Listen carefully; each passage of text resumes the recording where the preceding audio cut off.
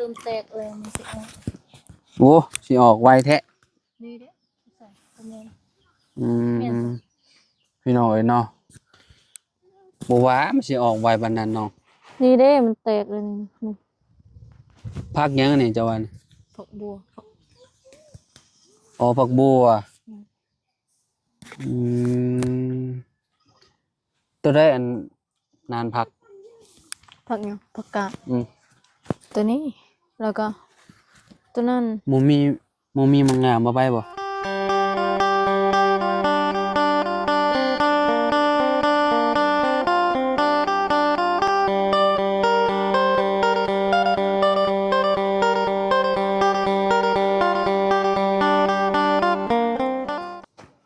กราบสบายดีสวัสดี FC เบิร์ดสุขูสู่คนเนาะบ่ว่าสิอยู่ในและก็ต่างประเทศนะพี่น้องมาพบมาพ้อกันกับเราคือเก่าพี่น้องเอ้ยเนาะมื้อนี้พี่น้องแวะเวียนมาทางบ้านน้องหัวเพิ่นพี่น้องเอ้ยเนาะบ่ฮู้ว่าเพิ่นเฮ็ดหยังก้มเงยอยู่พี่น้องเอ้ยเนาะอยู่กับบัวกับสวนเพิ่นนั่นนะโอ้โอ้เอ้าไปเบิ่งนํกันพี่น้องเอ้ยเนาะหลังจากที่ปลูกหรือว่าหว่านพี่น้องหว่านในในภาคไปเป็นจังใดเนาะหมุดงามบ่ไปบ่เนาะโอ้เห็นหยังเด้ก้มเงยอยู่เนาะสวัสดีโดยสบายดีเริ่มแตกเลยมันสิออกโอ้สิออกไวแท้นี่เด้ใส่ตัวนี้อืแม่นมพี่น้องเอ้ยเนาะบ่ว่ามันสิออกไวปานนั้นเนาะนี่เด้มันแตกเลยนี่พักหยังอันนี่เจ้าว่านี่ผักบัวอ๋อผักบัวอืมอืมตัวได้อันนานพักผักหยังผักกาดอืม ตัวนี้แล้วก็ตัวนั้นบ่มีมังงามมาไปบ่โอ้มีเสยไหนโอ้โอ้เหนื่อยๆอยู่โอ้มันสิได้กินอยู่บ่นี่มันคนไปเฮ็ดหางหมดแล้วนี่ป้อมบักหลายๆน้องนี่เต็มอยู่หมดมันเอาไปหมดพี่แล้วมันเอาไปหมดแล้วนี่เอาน้ำแผบพบมันสิไปบ่เนาะโอ้โหหมดนี่พี่น้องเอ้ยเพราะว่าหมดงามหลายอยู่บ้านน้องหัวนี่ก็โหหลายๆอยู่ก็แนมเป็นผักบัวมันเป็นหัวใหญ่มันก็ได้อยู่อันนี้เป็นพวกในผักในหยังมันเอาไปหมดแล้วชงสิได้กินอยู่บ่ไอ้วะอ๋อในหมักตุงหมักแตงกับปลูกไปแล้วปลูกเรียบร้อยบ่หานานฝั่งนี้มักถั่วสองนานขี้บุ้งขี้แบะเต็มอยู่พี่น้อยเนาะมักถั่วสองนานนี่ขี้แบะนี่บ่ได้อันนั้นบ่บ่ได้ทุบเอาบ่บ่เอามาใส่แบบนี้เลยเนาะนี่อืมพี่น้อยเนาะจักสิรอดจักต้นแหละมันสิเหลืออยู่แล้วเรืออยู่บ่จ้ะวะมันบ่เอาไปหมดดอกเด้นี่เห็นอยู่นี่ในมันหมักคือหยังได้หมดงามกับอันในผักเนี่ยหวานบักละลายก็บ่ทีดอกนี่นะเรือก็เรือบ่หลายเรือจากหมดคนไปเนาะอย่ามันเดี๋ยวสำใดก็เอาสำนั้นน้องสอนบ่ได้มีเด้เห็นล่ะบ่มีนี่แหละหมดงามนี่แหละดินลาวก็งามแบบเราเฮ็ดบ่ได้บ่เราเฮ็ดบ่เก่านะแม้นก็มองขีตะไฟแล้วเด้หมอนเราดังไฟนะอันนี้สมมุติว่าอันนี้ขีตะไฟลาวแล้วก็ทางหลังเจ้าก็เห็นอยู่แล้วว่าบ่เราเฮ็ดมื้อนั้นเด้ก็บ่นั่นแหละบ่นั้น แต่ว่าเราสิง่ายยับเข้ามาอีกเราบ่ได้ไปเฮ็ดฮอตแดนกับเจ้ามื้อนั้นก็เจ้าบอกให้ย้ายแล้วก็ย้ายเอายับเข้าตอนนี้เราก็ขุดแล้วเรียบร้อยแล้วขุดนานแล้วเรียบร้อยแล้วก็เฮ็ดข้างไว้พร้อมข้างบักแตงเฮ็ดไว้ท่าเลยได้ว่ะน้องสอนเพิ่นโอ้เพิ่นมีรถมีหยังมื้อนี้บ่สิยังเอารถมารถน้องสอนเห็นอยู่บ่คลิปทีมงานเห็นรถน้องสอนเด้โดยสิยังเอาคันนำบ่เบิ่งสีฟ้ารถเว็บ เอฮู้จริงอยู่ซะสีน้ำเงินเนาะมันก็อยู่บ้านเฮาสีฟ้าเนาะพี่น้องเอ้ยเนาะคือกันกับรถเบาเพิ่งล่ะว่าแม่นสีเดียวกันแบบนั้น แต่ว่ามันบ่แม่นรถ Honda แต่ว่ามันเป็นรถมาเลย์รถมาเลย์ก็ทนคือกันพี่น้องเอ้ยเนาะอยู่นำคนขับก็คือแบบคือน้องหัวครับนี่ก็บ่น่าสิแพงง่ายพี่น้องเอ้ยเนาะผู้หญิงครับเด้เนาะถ้าเป็นผู้ชายแหละแบบเป็นวัยรุ่นเนี่ยโยบิดซำใดก็ว่าบ่จำเบิดไม้ตลอดที่สำคัญก็คือแบบน้ำมันเครื่องอันนี้รถก็ได้แต่แนมน้ำมันเครื่องมันแห้งมันก็ตายไว้ได้แปลงเนาะเสียเงินพร้อมพี่น้องเอ้ยโอ้จากมือเด้อหมึกแตงเขาสิออกฮะ ห่างกระปุกเมื่อวานนี้ให้หมึกแตงออก โอ้ใจร้อนแท้เจ้าต้องบ่มไว้ก่อนบ่มไว้บ่มหยังเอาใส่จุกมัดใส่ผ้าแล้วก็ฝังไว้ในดินสวะให้มันออกให้มันแบบบ่ปลูกเลยนี่มันก็ออก2-3มือ4มือมันก็ออกเอาเวลาเฮาเอาเฮาก็เอามากาเป็นนั่นน่ะเลยเป็นเบี้ยเลยมีหยังใส่อยู่นั่นนี่ผักหอมในผักหอมผักหอมผักหอมป้อมบ่แม่นบ่ผักหอมเฮานี่แหละจักหอมแม่นแล้วหอมป้อมผักหอมป้อมบ้านเฮาสิหอมผักหอมป้อมฝั่งไทยหอมผักชีก็นะมีหยังใส่อยู่นะฮะปลูกหยังอีกผักผุ่นผักกาดผักสลัดผุ่นผักสลัดกับมักถั่วค่อยปลูกช่วงนี้ยังบ่เปลืองน้ำปานใดเนาะแม่นแล้วอ่ะแม่นเพราะว่ามันยังบ่ใหญ่เด้ถ้ามันใหญ่พุ่นแล้วมันจังสิอันนั้นสิเปลืองใครดอกเดี๋ยวก็มีน้ำแล้วเนาะอีกบ่โดนดอกเนาะทางทีมงานเพิ่นกำลังประสานคนเจาะอยู่พี่น้องเพราะว่ามันนั่นน่ะเด้เฮือนน้องหัวนี่โมเมนต์เฮือนน้องหัวซะดอกรถคนเจาะน่ะมันตายว่าซะรถพังมายังบ่ได้เนาะก็ยาวนานเติบได้นี่เนาะแต่โดนเลยเป็นทิศ2ทิศได้พี่น้องเอ้ยเนาะเรื่องเจาะน้ำนี่ก็บ่ฮู้ว่าทางเบาไล่เพิ่นสิเอาจังใดกับทางบ่าวบุญชลวันเนาะเพิ่นสิเอาเจ้าใหม่บ่หรือว่าจังใดอันนี้ก็ถ้าเบิ่งนํกันพี่น้องเรื่องเจาะน้ำเจาะในทางน้องหัวเนาะกินข้าวเลยติน้องยังฮะยังหาก็มาแต่สวนแล้วก็มาแต่อาบน้ำไปยังสวนไปเสียยามันต้นยามันต้นในไผยามันต้นน้องเองได้หลายบ่มันต้นหลายบ่ได้หลายน้อยเดียวได้บ่10 ล้านยังทันได้กดเพราะมันบ่งามบ่กดแต่ละปีเด้จักล้าน5 ล้าน5 ล้านปีนี้งามบ่งามบ่งามแม่คือไปเสียหยังมันคือบ่ถ้าไปถอนมาเดียวรถมันหกอะไรแสดงว่าจะปลูกมาหลายปีแล้วบ่ปลูกปีนี้ปีแรกนั่นนี่บ่ปลูกมันปลูกหลายปีแต่ว่าปลูกแล้วฮอดยามเขาก้นแล้วก็ก้นแล้วก็ปลูกใหม่นี่จะหน่อยเดือน2เดือน3เนี่ยเขาเจ้าก็ก้นมันเดือนตอนนี้เขาเจ้าก็เริ่มก้นมันแล้วแต่น้อยยังโล 1,100ถึงอยู่เนาะ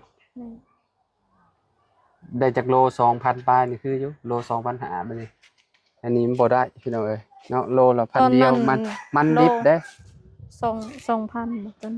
โล 2,000 ก็ดีแหละคะแนนได้ 2,000 ตอนนั้นปีกายบ่เนาะปีใดโล 2,000โล 2,300ปีก่อนมันเป็นราคาอยู่เขาเจ้าขายมันดิบเขาเจ้าก็ยังได้เงินหลายแต่ว่าเขตแถวนี้เขาเจ้าบ่ค่อยอันนั้นอยู่แล้วเนาะเจ้าบ่ค่อยตากแห้งแล้วก็เอาไปขายนะก็คือแบบพ่นมีแต่ถอนแล้วไปขายรถขายในโรงงานรถเนาะพี่น้องเนาะก็ดีคือกันมันจังบ่ยากซับมันเนาะที่จะเอาไปเป็นหัวรถมันลายฝั่งนั้นก็เจ้านั่นล่ะบ่ว่าเจ้าถอนไปขายแล้วบ่ซะเนาะถ ฝั่งนั้นก็จะทอนไปขายแล้วบ่ ยัง บ่งามบ่ได้เนาะมันเราก็แล้วเนาะ งัวเห็ดหมดแบ ขี้ได้หลายพี่น้องเอ้ยฮะบ่ปานใดแบ่บ่เข้าไปกิน แม่น โอ้แล้วซะเนาะน้องจันไปใช้น้องจัน อยู่เพื่อน อืมพักผ่อน โดย อากาศบัดนี้เนาะบ่ต้องไปทางใดดอกอันนี้ มาแต่เชียร์ยาแล้วก็แล้วอาบน้ำแล้วก็อันนั้นเห็ดกิน บ่หนาวบ่ หนาว อาบน้ำ หากะ อุณหภูมิ ตำบักถั่วแล้ว 13องศายามเช้า มันลมแรงอะ โคตรหนาวเลย ลม ตอนนี้ แรง ก็ครึ้มพี่น้องครึ้มคือฝนสิตกเลยเนาะแต่ว่าท้องฟ้านี่คือแบบไหลไวขนาดเลยเนาะ ลมแห้ง ลมเด้เนาะ เมื่อเช้านี้ลมแห้ง ลมแบบบึ้นเลยพี่น้องเนาะขับรถจักรนี่แบบอู้ย อายกินข้าวมาละยัง ยังบ่ได้กิน กินตำบักถั่ว บ่เป็นหยังขอบ เอา ใจได้ เอา หลาย มามักถั่วแต่สวนเก็บมัก หึ ถั่ว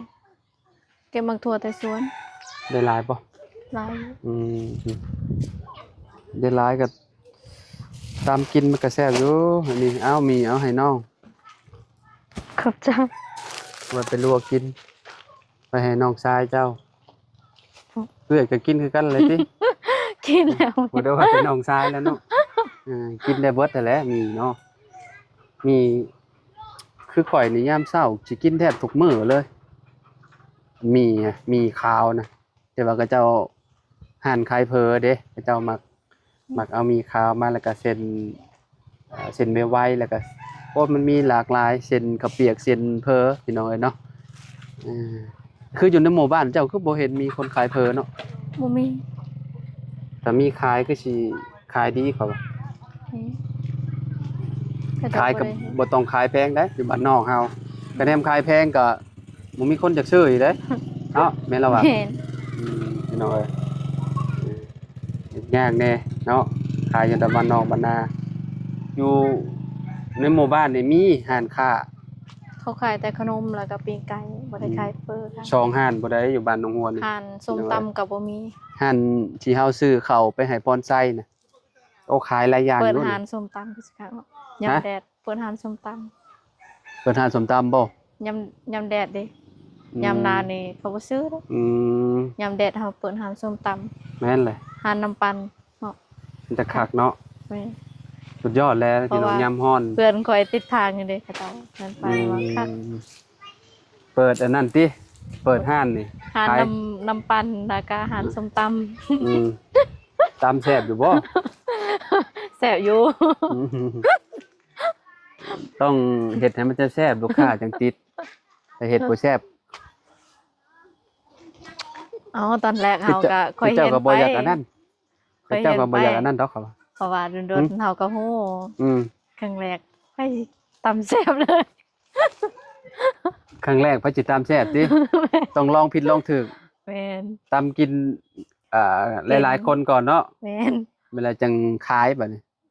ก็มีอยู่สูตรเพิ่นสอนตำส้มตำหยังนี่ตำมะฮอกมะฮุงนี่เอาไปสามารถเรียนได้ ได้บ่ เนาะ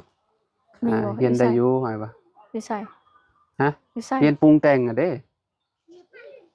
วิสัยหารเขาเฮ็ด อ้าวก็อยู่ไปแล้วอยู่ในเมืองไปแล้วไปลองเบิ้ง เมืองเซโปน อืมตัวจังหวัดไปแล้วสวรรณเขตไปแล้ว อยู่สวรรณเขต อืมอยู่นี่ก็น่าสิมีติอยู่เสโปน บ่มี เจ้าจะไปเรียนบ่ ยังไปเรียน อ๋อ ก็อยากเรียนส้มตำเรียนหลายๆอย่างเพื่อให้มีประสบการณ์เฮาอาจสิเป็น เจ้าก็เบิ่งใน YouTube เด้มี YouTube ไว้ให้มีประโยชน์แหละก็ลองเบิ่งตามอ่ามันสิมีดอกก็เจ้าบอกสูตรตำไทยตำลาวอ่ามีทุกอย่างมีครบขณะเลยอยู่ใน YouTube นะสามารถพิมพ์กลับไปได้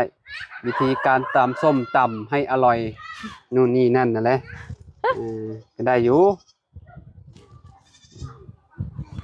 เจ้าบ่เคยตำจะไปตำโลดโอ้บ่ มีครบทุกอย่าง หืม ก็แซ่บอยู่ตักตำหกเคยตักอยู่ บ่ มีครบทุกอย่างนั่นตำกระแซ่บเด้อติ แซ่บบ่มีเป็น บ่มีเกลืออ ม มีปลาแดกบ่มีน้ำตาลมันคือเก่า ต้องมีครบคณะมีน้ำตาล มีมะเล็ดบ่มีมะนาวมันบ่แซ่บคือเก่า ตำมะฮุงนี่ต้องใส่หลายอย่างเนาะ แม่น ใส่มะนาวน้ำใส่มะเล็ดน้ำมันจังแซ่บเนาะ น้ำตาล เนาะ แม่น น้ำตาลน้ำปลา เป็นนัว มันก็แซ่บคือเก่า ปลาแดก เพราะว่ามันมี อืม เครื่องใส่หลายอย่างในเครื่องปรุงมันก็แซ่บ แม่นเลย เอาบ่มีหยังก็ว่าบ่แซ่บบ่มีเขาก็ว่า อืม พอตับมาเขากินเขาก็ว่าบ่แซ่บ อืมอยากลองเปิดเนาะ โดย กันว่ามีงบเนาะ โดย อยากเฮ็ดห้านขายอิหยังก็ขายตำมะฮุง ขายส้มห่านส้มตำแล้วก็น้ำปั้น อืมความฝันยังมีแบบนี้บ่ โดย ทางน้องหัวเป็นน้องไอ้เนาะว่าอยากได้ห่านสมตำจักกับอิหยังก็ น้ำปั้น กับน้ำปลาเนาะบ่ต้องใหญ่เนาะ โดย พี่น้องเอ้ยเนาะได้อยู่เพราะนั้นจะมีงบนะบ่ยากดอก คนคือสิมาซื้ออยู่ดอกเพราะว่าอยู่บ้านในก็ ค่อยสิไปหาเฮ็ดงานอยู่ไทยก่อน หืม ค่อยสิไปหาเฮ็ดงานอยู่ไทยก่อนว่ามีงบสิปัญหา เจ้าสิไปเฮ็ดงานในประเทศไทย ค่อยยังบ่มีพาสปอร์ตค่อยอยากไปเฮ็ด เออเอาซะก็มีแต่เนาะให้น้องเพิ่นไปหากินข้าวเที่ยงก่อนพี่น้องเอ้ยเนาะเพราะว่ายังบ่ได้กินข้าวเที่ยงเพิ่นว่าเนาะกินหยังก็ ตำบักทั่ว ตำบักถั่วเนาะ โดย แซ่บๆซะเนาะพี่น้องเอ้ยเนาะเอาอยู่ดีมีแฮงเบ่สุขสู่คนเนาะขอพูดหลายๆเรื่องน้ำเรื่องในก็ถ้ารุ่นถ้าส้มตอนต่อไปเนาะว่าทีมงานสิเอาสร้างทางใดมาเจาะเนาะพี่น้องเนาะสร้างสายเจาะสายจิ้มพี่น้องเอ้ยเนาะประมาณนี้แหละสบายดีน้องหัว สวัสดี ไปเด้อพี่น้องเด้อเนาะโอ้ยพี่น้องเอ้ยเนาะหนาวคั ล ก มแห้ง แม่นโอ้